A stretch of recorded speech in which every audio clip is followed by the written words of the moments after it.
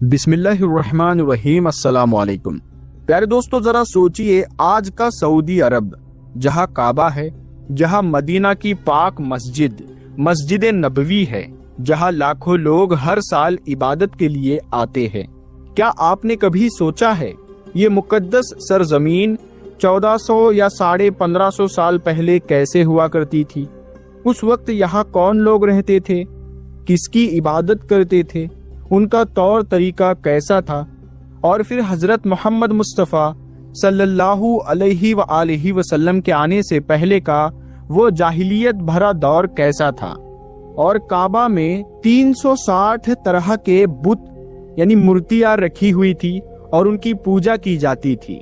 تو وہ 360 مورتیوں میں سے سب سے اہم مورتیاں کس کس کی تھی اور ان کے نام کیا تھے، اور ان مورتیوں کے ساتھ بعد میں کیا کیا گیا، اور اس کی شروعات سب سے پہلے سعودی عرب میں کس نے کی؟ ان سوالوں کا جواب پانے کے لیے ہمیں تھوڑا نہیں بہت پیچھے جانا ہوگا، اتنا پیچھے جہاں انسان کی پہلی موجودگی کا ذکر ملتا ہے۔ اسلامی مانیتا کے مطابق اس دھرتی پر سب سے پہلے جس انسان کو اللہ تبارک و تعالی نے پیدا کیا تھا، ان کا نام تھا حضرت آدم علیہ السلام۔ مسلمان صرف انہیں پہلا انسان نہیں مانتے بلکہ اللہ کے پہلے نبی کا بھی درجہ دیتے ہیں۔ یہودی اور عیسائی دھرم میں بھی انہیں ایڈم کے نام سے جانا جاتا ہے۔ اسلامی تعلیمات بتاتی ہے کہ حضرت آدم علیہ السلام ایک اللہ کی عبادت کرتے تھے، اور ان کی اولادیں بھی توحید یعنی صرف اللہ کو ماننے والے تھے۔ کئی صدیوں تک انسان توحید پر قائم رہا، مگر وقت کے ساتھ لوگوں کے دل بدلنے لگے، اہنکار آیا، لالچ آیا، اور پھر وہ وقت بھی آیا جب انسان نے اللہ کو چھوڑ کر دوسری چیزوں کو پوجنا شروع کر دیا۔ یہی وہ ٹوٹتا ہوا موڑ تھا جہاں سے شروع ہوا حضرت نوح علیہ السلام کا دور۔ حضرت آدم علیہ السلام کی طرح ہی حضرت نوح علیہ السلام کو بھی اسلام ہی نہیں بلکہ یہودی اور عیسائی مذہبوں میں بھی بے حد اہم مقام حاصل ہے۔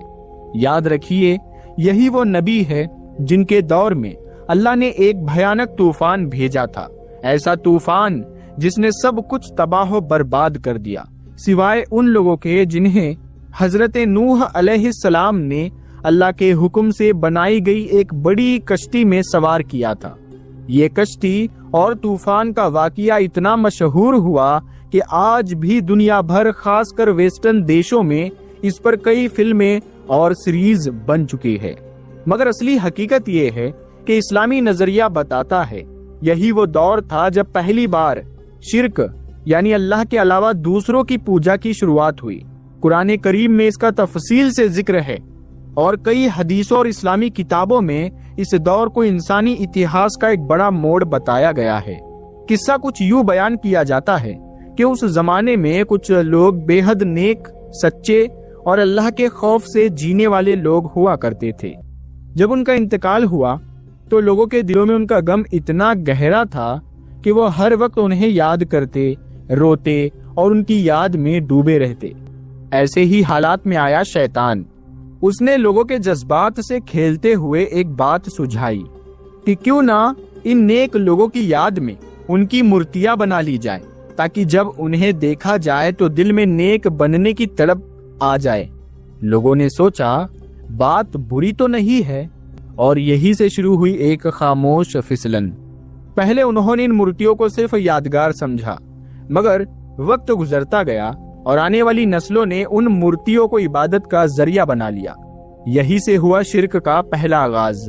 انسان نے پہلی بار اللہ کے ساتھ کسی اور کو پوجنا شروع کیا۔ اب اگر ہم خاص طور پر بات کریں اس عرب علاقے کی جہاں آج مکہ، مدینہ اور طائف جیسے مقدس شہر ہے، تو اس علاقے کو سمجھنے کے لیے ہمیں لوٹنا ہوگا حضرت ابراہیم علیہ السلام کے دور کی طرف۔ یہی وہ ابراہیم علیہ السلام ہیں جن کو یہودی، عیسائی اور مسلمان تینوں ہی مذہبوں میں بے حد اونچا مقام حاصل ہے۔ پشچمی دنیا انہیں ابراہم کے نام سے جانتی ہے۔ ان کا نام یاد رکھیے گا، کیونکہ یہی وہ مبارک شخصیت ہے جن سے ان تینوں مذہبوں کی جڑیں جڑی ہوئی ہے۔ اسلام، یہودیت اور عیسائیت ان تینوں کے تمام بڑے بڑے نبی حضرت ابراہیم علیہ السلام کی اولادوں میں سے ہی بھیجے گئے۔ اسی وجہ سے کچھ سال پہلے جب امریکہ کے صدر ڈونالڈ ٹرمپ نے عرب ملکوں اور اسرائیل کے درمیان ایک صلح کی کوشش کی تھی تو اس ڈیل کا نام رکھا تھا ابراہمک اکارڈ۔ نام صرف ایک تھا مگر پیغام بہت گہرا۔ دنیا کو بتایا گیا کہ چاہے وہ عرب کے مسلمان ہو یا اسرائیل کے یہودی، دونوں ایک ہی نبی کی اولادیں ہیں۔ فرق بس اتنا ہے، حضرت ابراہیم علیہ السلام کی ایک اولاد سے بنی عرب قوم اور دوسری اولاد سے بنی اسرائیل یعنی یہودیوں کی نسل۔ تو سوال یہ اٹھتا ہے کہ حضرت ابراہیم علیہ السلام کا دور اصل میں کون سا تھا؟ اب تک اس پر کوئی پکی رائے تو نہیں بن پائی ہے، مگر اسلام، یہودیت اور عیسائیت، ان تینوں مذہبوں کی کتابوں میں حضرت ابراہیم علیہ السلام سے جڑی کئی اہم معلومات ملتی ہے۔ ان سب کو جمع کر کے اور آرکیولوجیکل ریسرچ کو ملا کر آج کے کچھ ریسرچرز اور آرکیولوجسٹ کا ماننا ہے کہ حضرت ابراہیم علیہ السلام کا دور تقریباً 2000 سے 1700 BCE کے بیچ رہا ہوگا، یعنی حضرت عیسیٰ علیہ السلام سے 1700 سے 2000 سال پہلے، اور آج سے قریب 3700 سے 4000 سال پہلے۔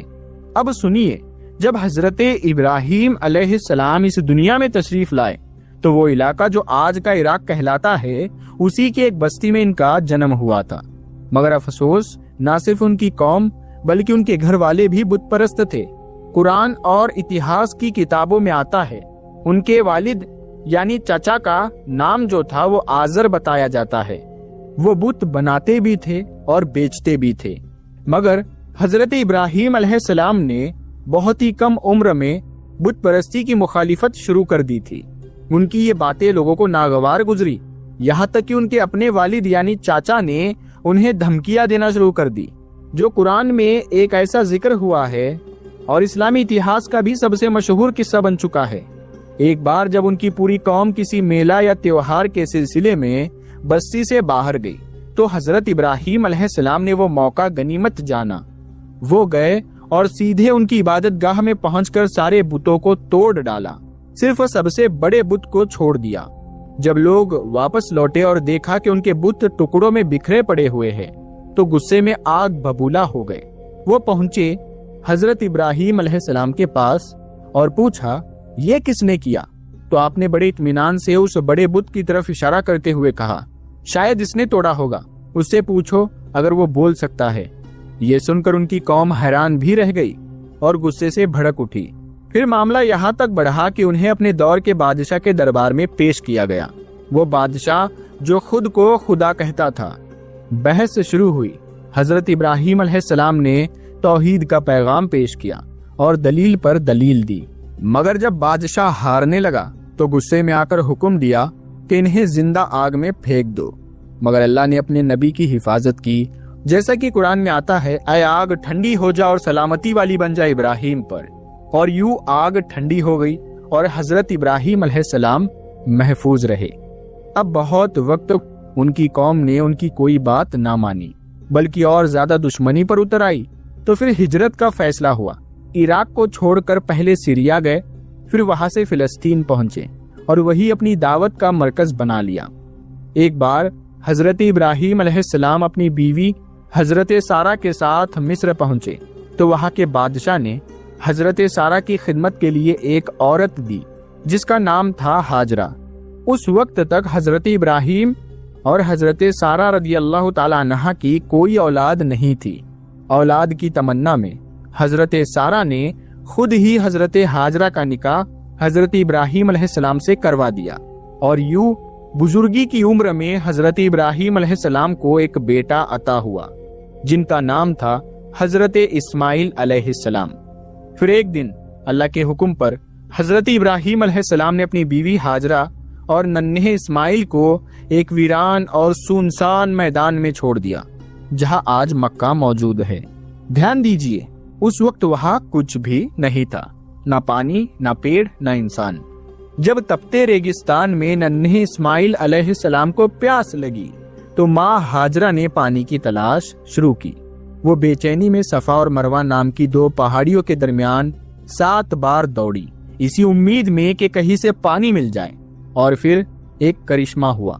नन्हे इस्माइल के कदमों के पास से एक चश्मा फूटा, जिसे आज दुनिया जमजम के नाम से जानती है।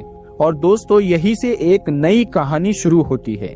आज भी वही से, उसी मुकद्दस जगह से जमजम का पानी निकल रहा है, जो हजारों साल पहले अल्लाह की रहमत के तौर पर फूटा था।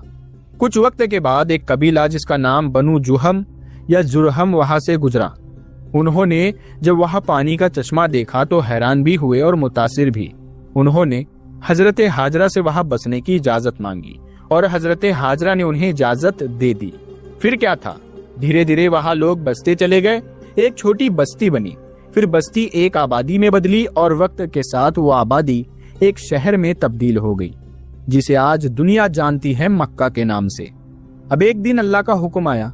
हजरत इब्राहिम अलैहिस्सलाम को कहा गया, मेरे लिए घर बनाओ। तो हजरत इब्राहिम अलैहिस्सलाम ने अपने बेटे हजरत इस्माइल अलैहिस्सलाम के साथ मिलकर उस वीरान मैदान में अल्लाह के घर की तामीर शुरू की। यही वो मकाम है जहां आज काबा शरीफ मौजूद है। एक मकसद था कि लोग यहाँ आकर सिर्फ एक अल्लाह की इबादत करें, किसी बुत, किसी मूरत, किसी और के आगे सिर ना झुकाएं। हजरत इब्राहिम अलैहिस्सलाम और हजरत इस्माइल अलैहिस्सलाम के दौर में वहाँ के तमाम लोग तौहीद पर थे। वो सिर्फ एक खुदा की इबादत करते थे और वही बातें मानते थे जो अल्लाह के नबी सिखाते थे। फिर वक्त गुजरा, जो भी कबीले या लोग मक्का आकर बसते गए, वो हजरत इस्माइल अलैहिस्सलाम की दावत और अखलाक से मुतासिर होकर हजरत इब्राहिम अलैहिस्सलाम का ही मजहब अपनाते गए।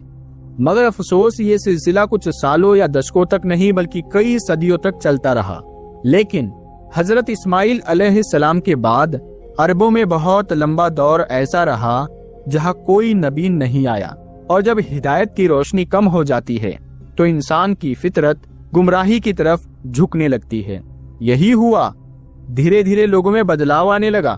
तौहीद की जगह रिवाज और अल्लाह की इबादत की जगह रस्मों ने ले ली। फिर एक और ट्रेजिक मोड़ आया। बनु आयाद और बनु खुजा जैसे कुछ कबीलों ने मक्का पर हमले शुरू कर दिए। बार बार के इन हमलों ने हजरत इस्माइल अलैहिस्सलाम की औलाद को मजबूर कर दिया कि वो अपने बाप दादा का ये प्यारा शहर मक्का छोड़कर कहीं और चले जाए।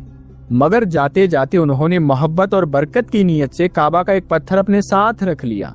शुरू में ये एक यादगार था, एक निशानी थी अल्लाह के घर से जुड़ी अकीदत की। मगर वक्त बीतता गया और इंसानों की फितरत बदलती रही। जो पत्थर कभी सिर्फ मोहब्बत का था, अब वो ही पत्थर उनका माबूद बन गया। उन्होंने उसी की पूजा शुरू कर दी और इसी तरह अरबों में बुत परस्ती की शुरुआत हो गई। लेकिन दोस्तों, ये एक आम तब्दीली थी। अगर आप पूछे कि मक्का में बुत परस्ती मुकम्मल तौर पर कैसे फैली, तो तारीखदान यानी इतिहासकार बताते हैं ये सब कुछ हुआ 2री या 3री सदी के आसपास, यानी हजरत ईसा अलैहिस्सलाम के करीब 200 साल बाद। और आखिरी नबी हजरत मोहम्मद सल्लल्लाहु अलैहि वसल्लम से 200 साल पहले। उसी दौर में बनु खुजा कबीला मक्का पर काबिज हो गया था और उन्हीं की हुकूमत वहां चलती थी। अब इस कहानी में दाखिल होता है एक ऐसा किरदार जिसने अरब की रूह में शिर्क का जहर घोल दिया। उसका नाम था अम्र बिन लुहई। ये शख्स कोई आम इंसान नहीं था, वो अपने वक्त का एक बहुत बड़ा सरदार था, बल्कि उससे भी बढ़कर काबा का मुतवल्ली भी था। यानी काबा की देखभाल, रख रखाव, फैसले सब उसी के हवाले थे। अरब के लोग उसे बेहद इज्जत देते थे, उसकी हर बात को हुक्म की तरह मानते थे और जो वो कह दे उसे आंख बंद करके सच मान लिया करते थे। एक बार किसी काम के सिलसिले में अम्र बिन लुहई एक सफर पर रवाना हुआ और वो वहां पहुंचा ग्रेटर सीरिया के एक इलाके में। आज के दौर में उसी इलाके को हम सीरिया, फिलिस्तीन और आसपास के हिस्सों के तौर पर जानते हैं। वहां जाकर उसने एक अजीब और हैरान कर देने वाला मंजर देखा। एक कबीला बूतों की पूजा कर रहा था। अम्र बिन लुहई चौंक गया। उसने उनसे पूछा, ये क्या है, ये कौन है और तुम इनकी इबादत क्यों करते हो?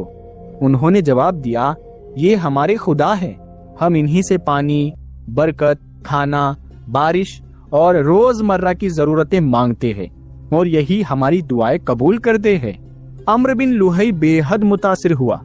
उसे ये तरीका बहुत पसंद आया, इतना पसंद आया कि उसने उन लोगों से रिक्वेस्ट की, इनमें से एक बुत मुझे भी दे दो। میں اسے مکہ لے کر جانا چاہتا ہوں۔ انہوں نے اسے دیا ایک بڑا سا بت جس کا نام تھا ہبل۔ یہ ہبل نام کا ایک بت انسان کی شکل جیسا تھا، مگر اس کا ایک ہاتھ ٹوٹا ہوا تھا۔ عمرو بن لوہی اسے لے کر مکہ لوٹا اور وہاں جا کر کعبہ کی چھت پر رکھ دیا، یعنی وہ جگہ جو اس وقت سب سے پاک، سب سے مقدس اور سب سے مقبول مانی جاتی تھی، وہیں پر بت کو کھڑا کر دیا گیا۔ مکہ والوں نے دیکھا تو ان کی آنکھوں پر تو اندھی عقیدت کا پردہ تھا۔ انہیں نہ صحیح غلط سمجھ میں آیا، نہ توحید اور شرک کا فرق۔ اتہاسکار کہتے ہیں ہبل کا جو ٹوٹا ہوا ہاتھ تھا اس کی جگہ پر مکہ والوں نے سونے کا ہاتھ بنوا کر لگوا دیا، اور پھر مکہ کے بتوں کی تعداد بڑھتی چلی گئی۔ الگ الگ ناموں کے بت الگ الگ شکلوں میں آنے لگے اور لوگ ان سب کی عبادت کرنے لگے۔ لیکن مکہ والوں کی نظر میں جو سب سے بڑا، سب سے اہم، سب سے پاک اور سب سے مقبول بت تھا وہ صرف اور صرف ہبل ہی تھا، اور ہبل اکیلا نہیں تھا۔ اسلام سے پہلے کے دور میں کچھ اور مشہور بت بھی تھے۔ لات جو طائف میں تھا، عزا جو نخلا کے وادی میں تھا، منات جو مدینہ اور سریا کے درمیان تھا۔ ہر بت کی اپنی جگہ تھی، اپنی پوجا تھی اور اپنی کہانی تھی۔ اب حالات یہ ہو چکے تھے کہ صرف مکہ ہی نہیں بلکہ پورا حجاز، یعنی آج کا مکہ، مدینہ، طائف اور آس پاس کے تمام علاقے بت پرستی میں ڈوب چکے تھے۔ عمرو بن لوہی کا زہر یہی ختم نہیں ہوا۔ جب وہ سریا گیا تھا تو وہاں سے صرف ہبل ہی نہیں بلکہ 5 اور بت بھی ساتھ لے کر آیا تھا، جن کا نام کچھ اس طرح ہے: ود، یگھش، یعوق، سوا اور نصر۔ اب چونکانے والی بات یہ ہے کہ یہی وہ 5 بت تھے جن کی کبھی حضرت نوح علیہ السلام کی قوم پوجا کیا کرتی تھی۔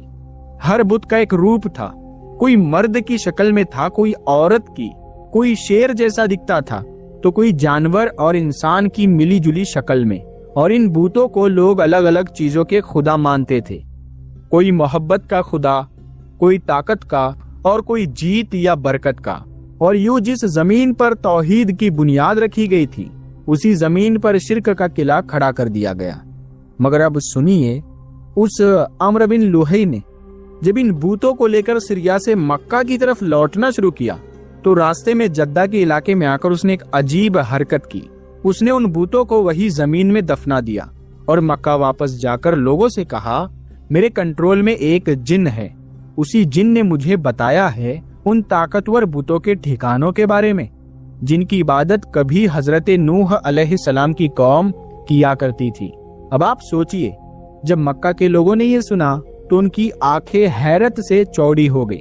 عمرو بن لوہی پھر کچھ لوگوں کو ساتھ لے کر اسی جگہ پہنچا، زمین کھودی، اور جیسے ہی انہوں نے بتوں کو وہاں سے نکالا لوگ دنگ رہ گئے۔ یہ وہی پرانے بت تھے، ود، یگھش، یعوق، سوا اور نصر۔ پھر کیا تھا، ان بتوں کو بھی مکہ لا کر کعبہ کے اندر رکھ دیا گیا۔ اب ہبل کے ساتھ ساتھ ان کی بھی عبادت ہونے لگی۔ یاد رکھیے، کعبہ ہمیشہ سے ایک مقدس جگہ تھی۔ حضرت ابراہیم علیہ السلام کے زمانے سے ہی عرب کے لوگ دور دراز سے حج کرنے آتے تھے، طواف کرتے تھے، دعائیں مانگتے تھے۔ مگر اب جب وہ لوگ مکہ آتے تو کعبہ میں بتوں کو دیکھ کر حیران بھی ہوتے اور کئی بار بہت زیادہ متاثر بھی ہو جاتے۔